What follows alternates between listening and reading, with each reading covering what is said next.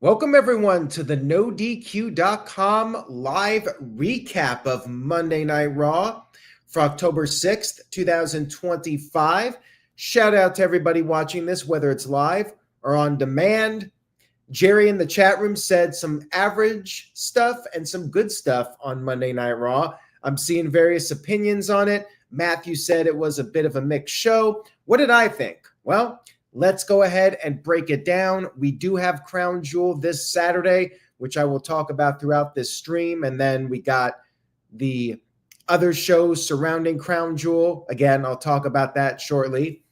We opened up Raw with footage from last week with Roman Reigns returning for the 50th time this year.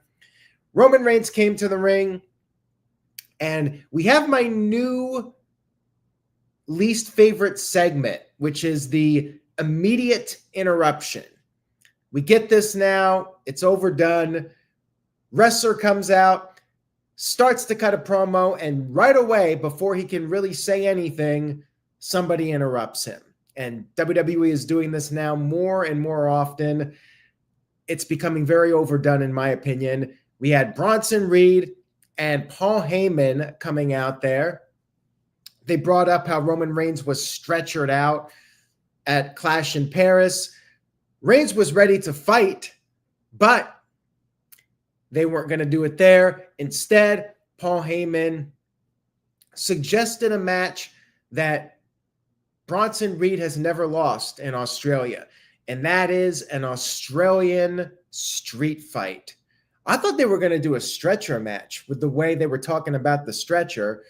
Street fight, we've seen them. I would have preferred a stretcher match or an ambulance match or something like that just to change it up a little bit. But we got a street fight, which means they'll be hitting each other with kendo sticks and that sort of thing. Somebody will probably go through a table. Reigns accepted the match. He called Reed a bitch, which Reed did not appreciate. So Reed got into the ring. They started brawling. And then we had security coming out there, and it was your classic pull-apart brawl, the PAB, with Roman Reigns breaking through twice, because that's what they do in pull-apart brawls. And that was the segment. It wasn't my favorite. It was very generic, but hey, we got one more match. I'm happy for Bronson Reed. He will be in his home country in Australia. He missed out on the last Perth show. I'm happy for the guy. Should be a fun one. Backstage, Asuka was with general manager Adam Pearce and was demanding a match with Io Sky. However, the match that she made was Kairi Sane versus Io Sky, and Kairi was not happy about this. She didn't want to fight. She wanted to still try to salvage the family, but then Asuka slapped her and said that Kairi better win. More on that in a few minutes. I like the segment. We had Becky Lynch versus Maxxine Dupri, which on paper sounds like an AEW Dynamite match. What I mean by that is the top star versus the person who is obviously there to lose. But that was not the case here. We had a surprisingly very good match between these two. I will give them that.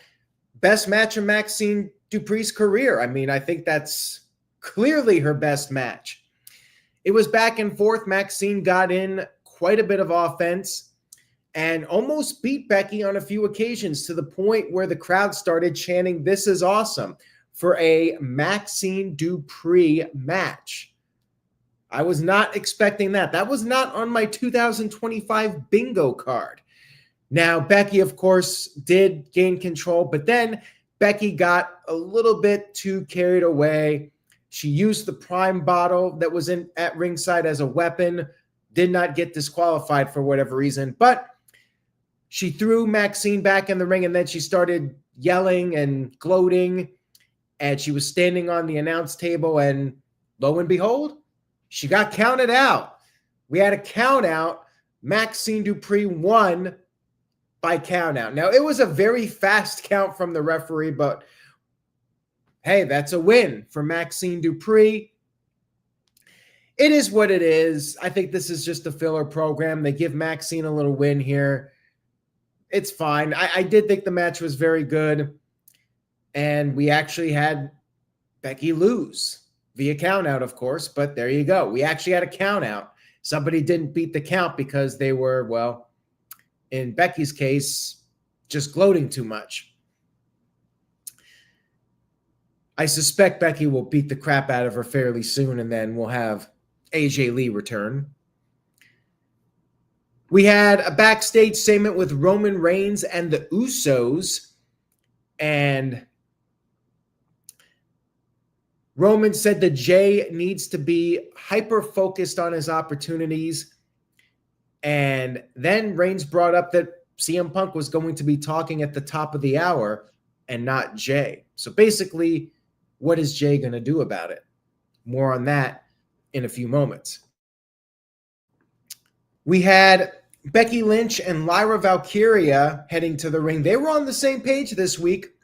It was Lyra versus Roxanne Perez. Roxanne was targeting the arm. Then Lyra made her comeback, but as you might expect, Raquel got on the apron. Bayley, though, helped Lyra while the referee was distracted. Raquel was mad, so she attacked Bayley with a big boot. Lyra tried to help her friend, but that backfired on her. Roxanne took advantage, picked up the win with the pop rocks. Usually I would say stupid babyface, but in this case, Lyra was trying to help her friend. She was being a good friend, so I can't really blame her too much.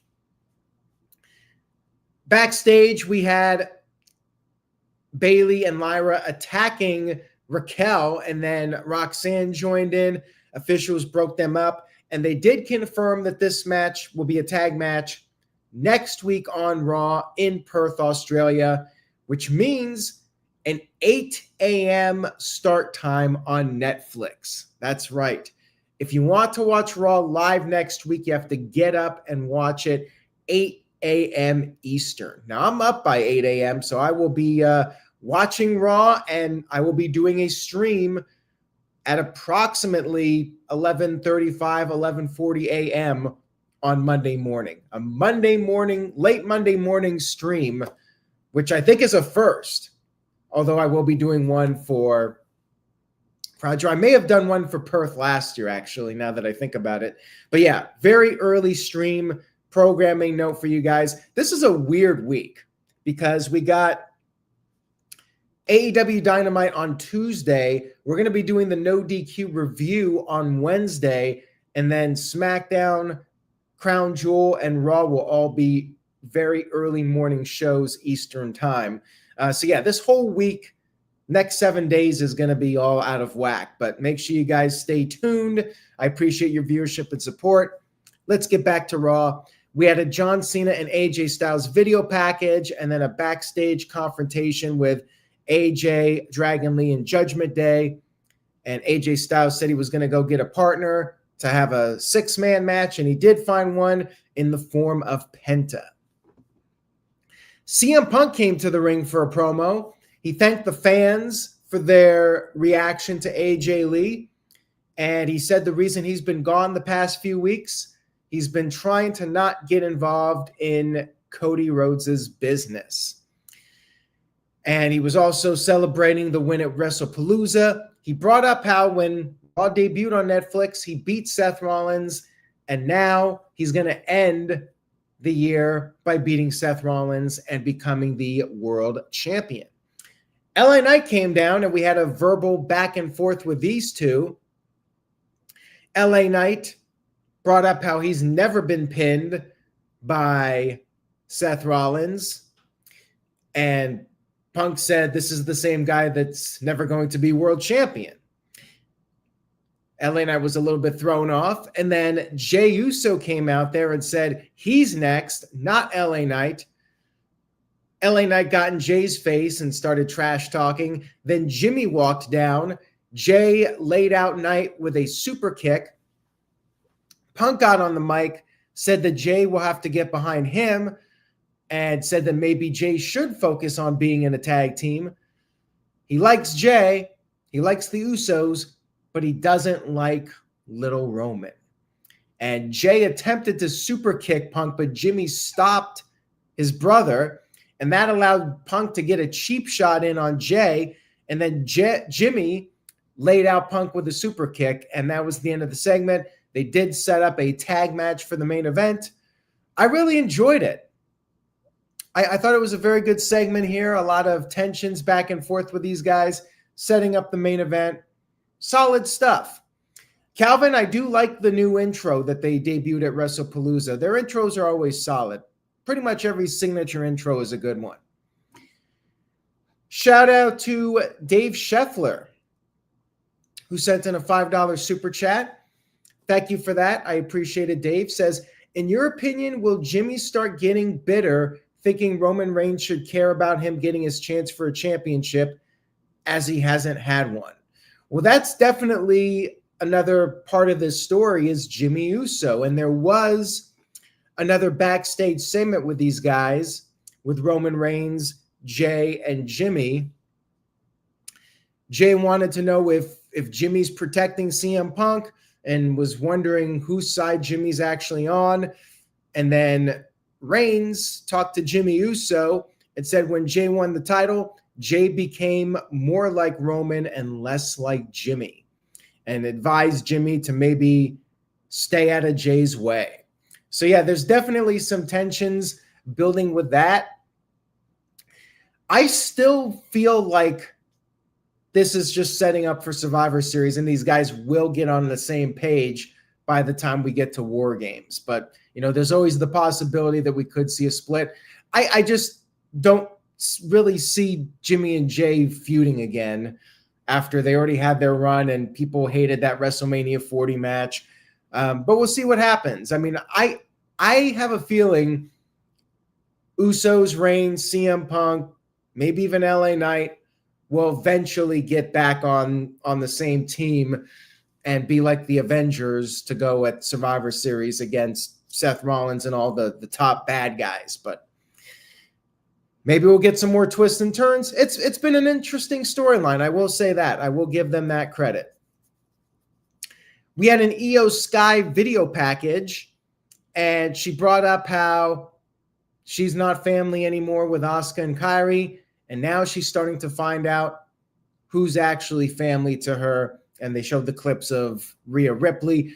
Rhea was not there, though. Rhea was in Australia doing the promotion for Crown Jewel. So that kind of gave away this match.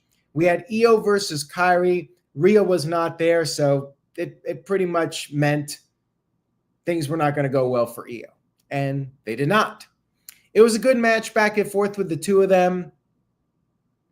But then just as Io was on the verge of winning, going for the over the moonsault, Asuka got on the apron, or Asuka, as Wade Barrett would say, and Io attacked her, and Kairi rolled up Io. Now, could be a stupid babyface moment, but what made it worse for Io was the fact that when Kairi did the roll-up, Asuka helped by grabbing onto Kairi's hands, giving her leverage. Referee didn't see it, and that allowed Kairi to pull off what you could call an upset victory over Io.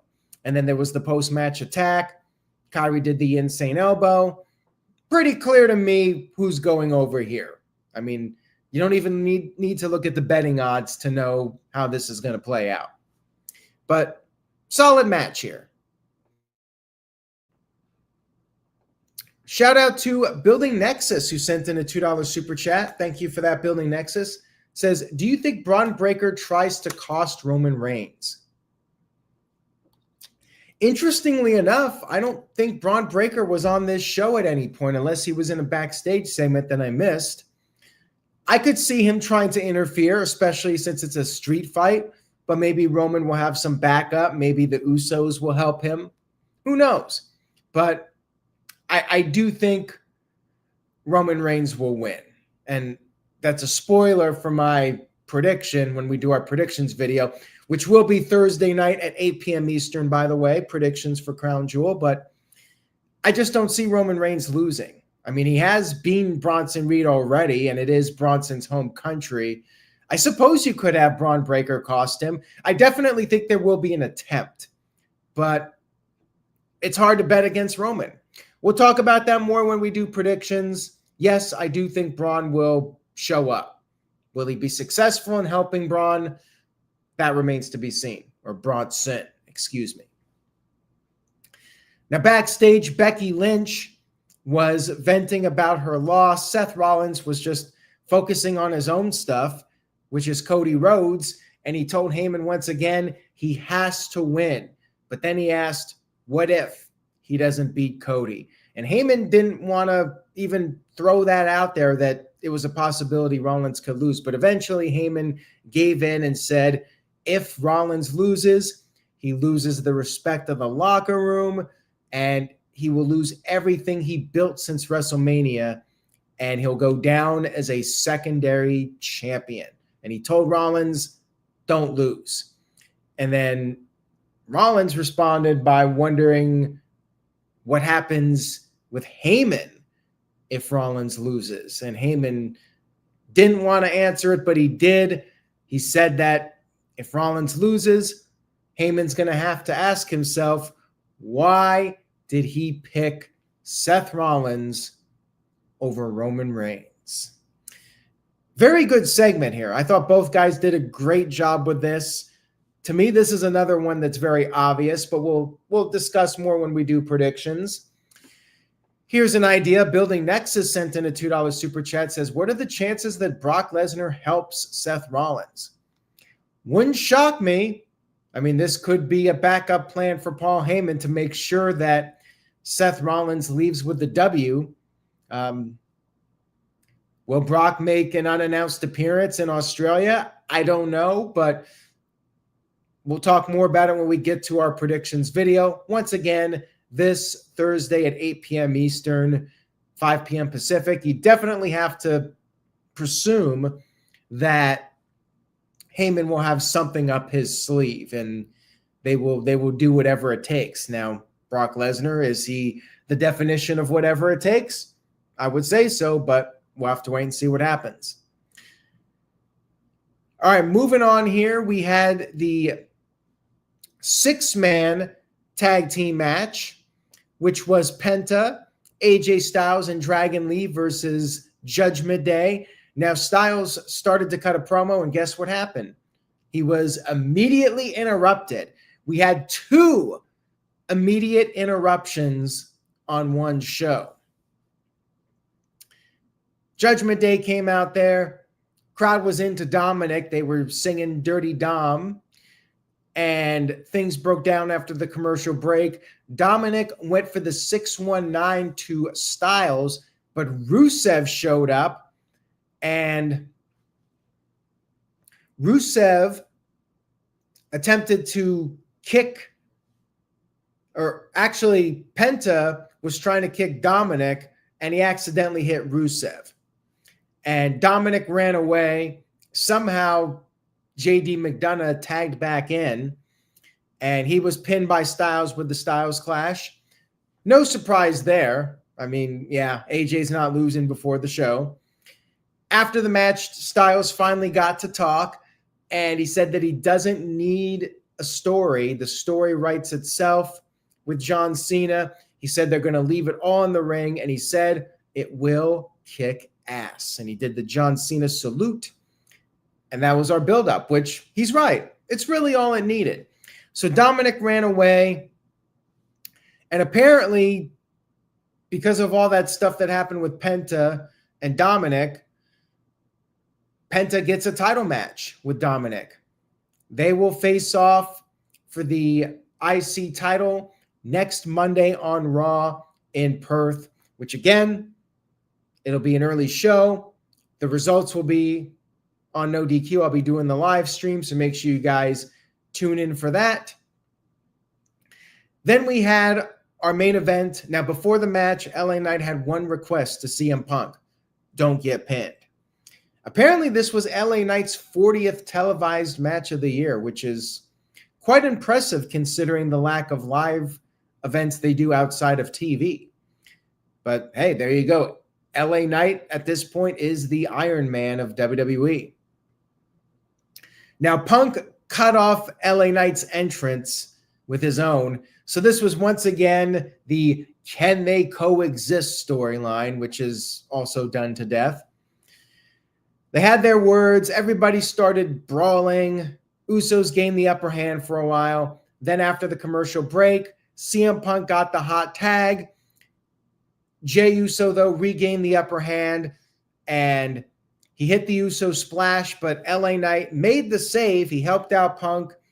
Then he took out Jimmy with the BFT, and then Jey went for the spear. He hit it on Punk, but he was distracted by LA Knight.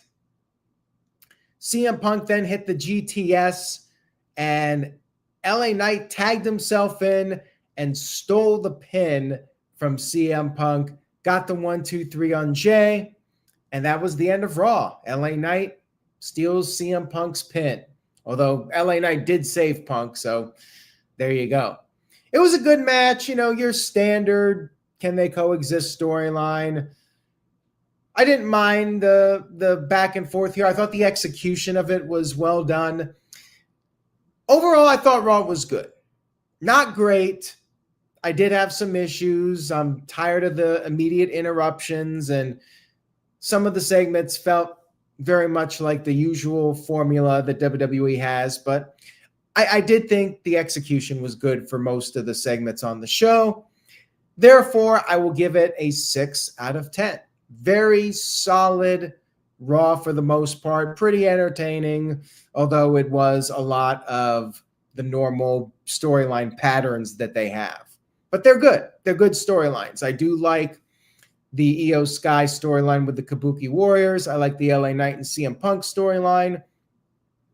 And the Seth Rollins and Cody storyline, I think they did about as good of a job as they could to try and get people interested in this match, considering it's champion versus champion. And we all know that crown jewel title really means nothing. And a week after the event, we'll all be forgetting about it. And it's not going to really mean anything in the storylines. But I think they really gave it a good effort to try and make people care about it. Rollins saying he has to win, or, it could lead to Heyman leaving him. They came up with something. I will give them that credit where credit is due. They did that, and it was better than nothing. So that's all I got to say about Monday Night Raw on the Go Home Raw before the show. Like I said, we got AEW Dynamite Tuesday night with NXT, and I'm going to try to recap both shows. Wish me luck. Wednesday night, 8 p.m. Eastern, no DQ review. Thursday, 8 p.m. Eastern, predictions for Crown Jewel. And then late Friday morning, late Saturday morning, late Monday morning, I'll be recapping all of the Perth shows on the No DQ channel. All that content coming up over the next 7 days. Spread the word, tell a friend. Check out that QR code upper right corner of the screen for the latest news on NoDQ.com. Thank you all for watching. Say yes to No DQ, and I will see you all next time.